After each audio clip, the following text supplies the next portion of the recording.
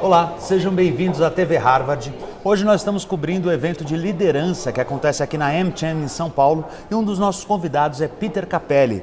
Peter Capelli é professor de Management e Director do Center for Human Resources da Wharton School. Professor, you just gave your keynote right now and you're explaining some issues or some misunderstandings about the talent acquisition or talent retention, attraction, and the point of view of the companies about that. There's two sides of the same history, of the same story. Can you tell something about us? About that The two sides are the employee-employer side, that the story? Yeah. Well, I think what I was talking about here is that the big challenge for leaders is to look at their talent and decide, do we have who we need? Are these the right people? And the mistake I think they often make is they assume that problems in running businesses are the result of the leader, right? And if the leader is not doing a good job, it is their fault, we need to get a new person in there. But more often, it's not their fault, it is a context, it is things that the company is doing wrong that the individual executive cannot control, right? But we are too fast to assume that it is the result of the person. And I think also we assume that there are, in the world, good players, bad players, and it's just sort them out. Somebody who is good here will be good someplace else, they'd be good anywhere. And there's really no evidence that is true. It has a lot more to do with the way they are managed, and in particular, how they are developed. You're saying that companies are much more concerned about leadership and less concerned about development. Yes. And why is that? Yeah.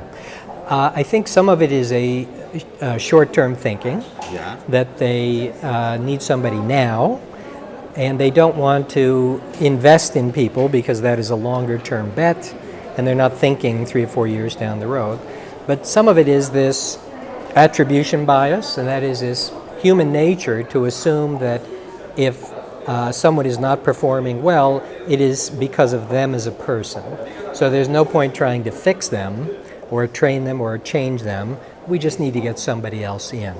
So I think this becomes a real problem. Some of it is ideology, the way they think about it, and some of it is this feeling that they cannot afford to invest in employees and develop them. I don't think that's true, but they believe it, so it's a mistake. Okay, so you presented a relation between the best performer, the worst performer, and the wages or the revenue they each one gets. What's the difference, and what is the opportunity inside this relation? Right. So, in most every organization, you see a big variation in performance of people. Yes. And the variation is not equal to what you pay them.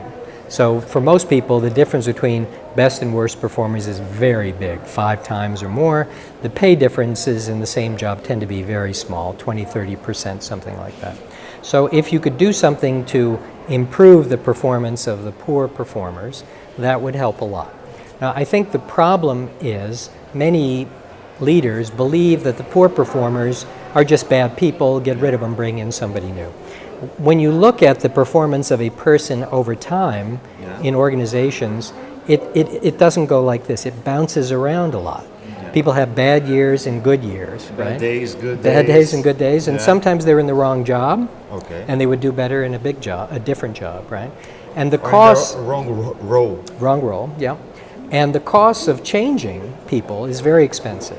Much more than developing them? Yeah, much more, I think, than developing them. And we don't measure those costs very well.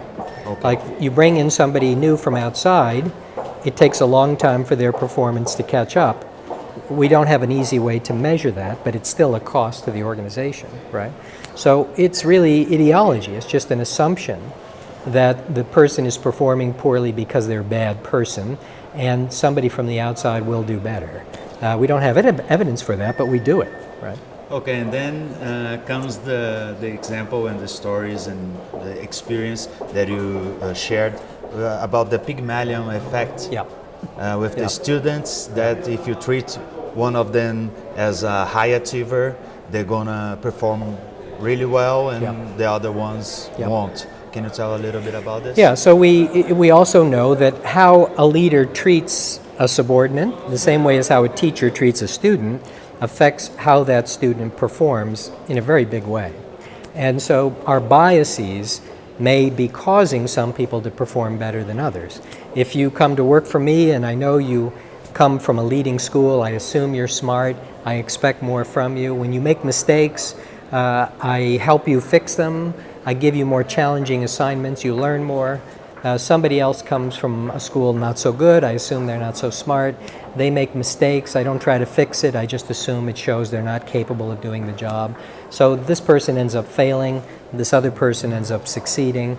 It may have nothing to do with their real ability, it's just the way I treat them, which comes from my own bias. Right? So you think the solution is to, I'm not quite sure that this word exists, but dispersonified or something like this? Something like that. That is, assume they are all good when you get them, right? You're gonna get better results. Assume they're good until they show you they're not, right?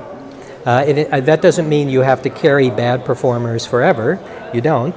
If people are not doing well and you've tried to figure out how to fix it and you can't fix it, they're in the wrong job, or you don't have time. You're not their parents. You don't have a lifetime to try to fix them. So that doesn't mean you have to carry them forever, but it doesn't mean that you have to assume if they perform badly they have no future. Right? And I read something about how the companies could achieve better results if they get together or get along with schools. Yeah. And you made a metaphor that it's something like you're working with a great supplier, but not caring at all. What do you think about that? Yeah. So if you think that how can they establish this relation? Right. So if we think about schools as being part of the supply chain for employers, right? Yeah. If they were a supplier of your parts, you would want to get close to them. You would want to learn what they do. You would like to tell them what you need from them, and you would like to find out, in the case of a school, who are the good students and who are the not so good students. So you'd like to know from the teachers and from the school, who has the characteristics that you think are going to be things you need. Who works well in teams, right? Who shows leadership? Who persists in jobs and in tasks and things? You want to know that. The school knows it. They could tell you if you ask, but if you don't ask, you don't know. If you don't know which courses are the hard ones, so that you can look at the grades and say, they didn't do so well, but it was a very hard class, you can find that out if you look. But if you don't look, you'll never know. But then we come to the paradox of hard skills, soft skills, and nowadays companies are looking much more for the soft skills that people that come out from the universities or in their first job doesn't have at all. Do you think that's one of the things that they might be aiming to develop on this early talents? Could be. This leadership prospects? Yeah, and you could learn that from the school. You could find out which of these classes do they work in teams, right? Okay. You could find out which activities were the students in, and did they become leaders in those activities? Did they run a club? Did they organize a meeting? Did they do things like that, right? You could learn all that. It demonstrates soft skills in school, and you could learn it from the school if you made the effort to find out. But if you make no effort, you never learn. Okay, but does the school measure the kind of thing? Well, you can ask, you can find out quickly with those questions. You can say, this student here said that they were the president of this club. Tell me about that club. Is it a big club? What do they do? Yeah. And if the school says, it's a small club, they haven't really done very much, well, then you know, right? What does the treasurer of this club do? Well, this is a big club. They have to handle a lot of money. They run lots of programs. So, being a treasurer is a big job there. So the school knows, you just have to ask them. Great. And looking for leaders, do you think it's better to develop them inside the company, to go for the market? What is the best way to get a real good leadership? Right. So the point I was making today is that you take some risks with development. Yes. Right. If you are sure that you will need the people, if you are good at retaining them, it is a huge advantage to grow them yourself. So you ought to find some jobs where you can grow your leaders. But it's not the guarantee that you're going to keep this talent if you develop. It may not be a guarantee, but it is an investment. Yes. And businesses do this for a It's living. part of the risk. Part of they manage risk all the time. Yeah. And if a business never takes any risk, they never make any money, right? And So- why are they in the business? Yeah, why are they in the business, right? So what you want to do is get good at making good bets, good investments, good risks. And if the risk return is high, then you should do it. Right? And if you can be sure that you need the talent, if you can develop the talent cheaply, and if you think you can retain them, it is a very, very good bet to grow your talent from within. If you're not any good at that, then you need to hire people from the outside, but you pay a price for doing that. And are you willing to pay that price? That price is often very big, right? So, think about it as an investment the way you make other business decisions, right? Great. Let's change subjects a little bit. You're the author of The Indian Way. That looks, I'm going to say, that looks through the East, because you studied China as well. And what are they doing different? Are they doing something differently as a matter of leadership, management? And what is this? Yeah, so we finished this study on India. We interviewed and studied the CEOs of the 100 biggest companies in India, and then looked at their companies to see how they operate.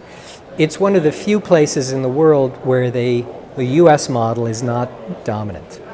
And there are historical reasons for this. India was not that close to the U.S. But they just avoid the American way, or they look through to the American way, but build their own. Yeah, they borrowed some things from the U.S., especially from Silicon Valley. Okay. So the idea of teamwork and engaging people, they borrowed that from Silicon Valley. It was not part of Indian business before, Indian culture before. They borrowed a lot from Japan, particularly these ideas of empowerment and quality. But they did some things which are unique at the top. And some of that comes from Indian culture, particularly the idea that leaders should give back and that leaders should take care of their employees. And the idea that business should have a social purpose, which is very important in India. There's something like a business karma concept Yeah. over there. Yeah, well, it's a good phrase.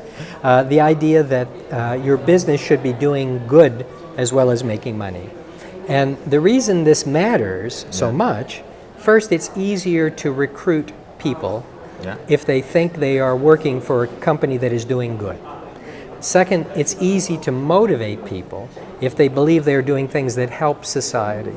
In the US, I think very difficult to motivate people with the goal of making some shareholder rich, right? It's very hard for me to get excited about making somebody else rich.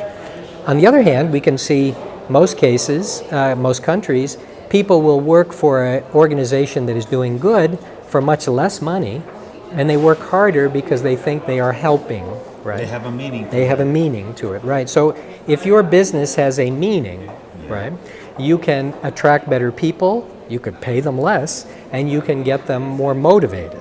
So that's partly what they do. And what do you think the Western culture, the Western business can learn from this, and what is just won't work? Well, what they should learn is the importance of meaning.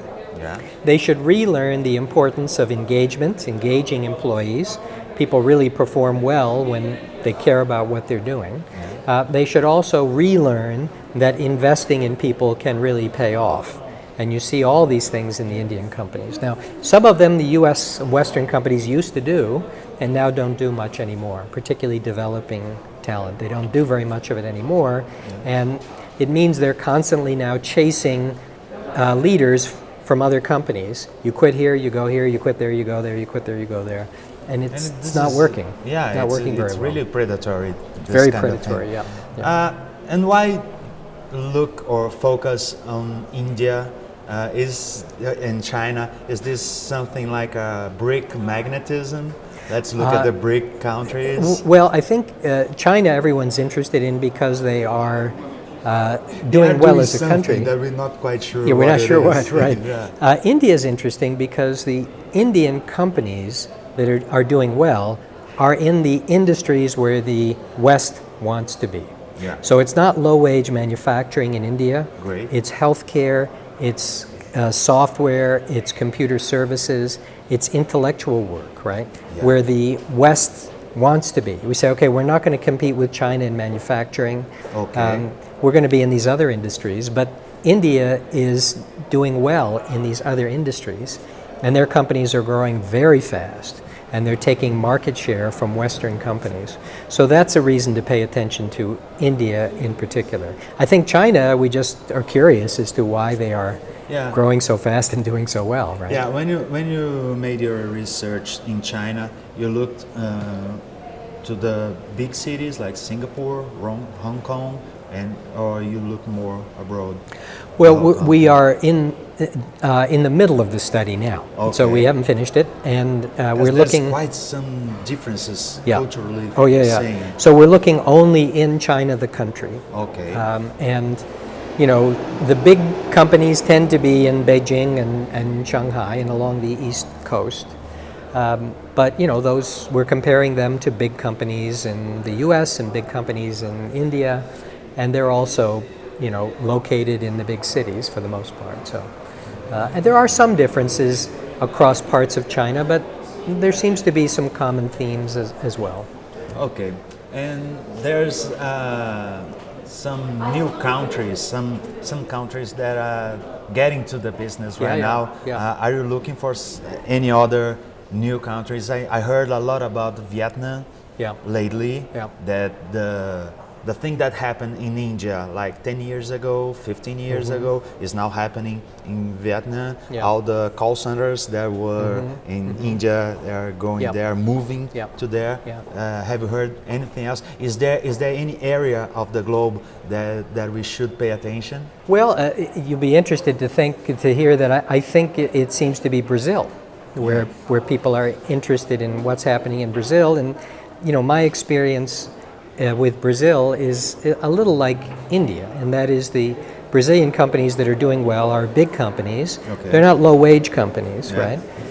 And the model here seems to be a little different than the U.S. model. I think Yeah, you sure. borrowed some things from the U.S., but you're not quite so shareholder focused, not quite so finance driven on everything. They take management more seriously here, I think. Oh, great. So, you know, there is a sense that you folks are doing something different. I think in these other countries like Vietnam, so far, it just seems to be low wages that's the story, and that's not a very interesting story. We know how that works. Okay. But the companies in the countries that are not doing that and are succeeding are the interesting ones.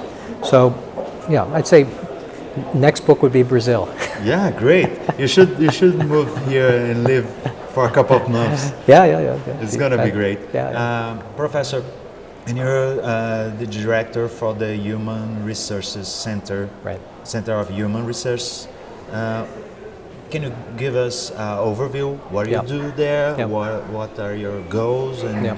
what to expect from this Yeah. kind of initiative? Right, so we have Wharton is the oldest business school in the world, and this was the oldest research center in the world. It started Okay. about 1916, Great. and it was studying workplace issues, and then it studied union management issues, and I think at the moment, you know, I have been interested in talent management issues, but I think the big change now, I think, is that there's an industry around human resources, Yeah. right? And things that companies all used to do themselves, like recruiting, is now done by separate companies.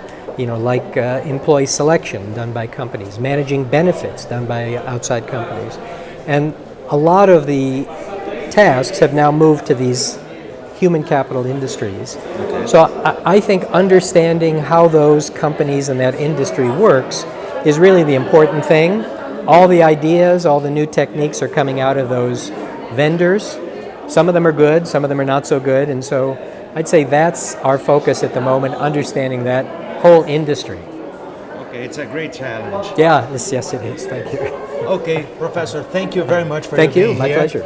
Yeah? My pleasure. Thank you. E você que está conosco aqui na TV Harvard, ainda tem muito mais para você curtir em nossos outros vídeos. Essa é a TV Harvard. E lembre-se, compartilhe conhecimento.